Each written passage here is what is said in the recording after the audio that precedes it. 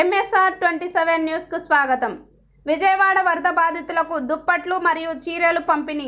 శకుంతల, రాయలసీమ మహిళా సంఘ్ ఆధ్వర్యంలో విజయవాడ బుడమేరు వరద బాధితులకు రాయలసీమ మహిళా సంఘ్ మరియు దాతల సహాయార్థం వారికి దుప్పట్లు, చీరలు ఇవ్వాలని ఈరోజు విజయవాడ బయలుదేరుతున్నాము.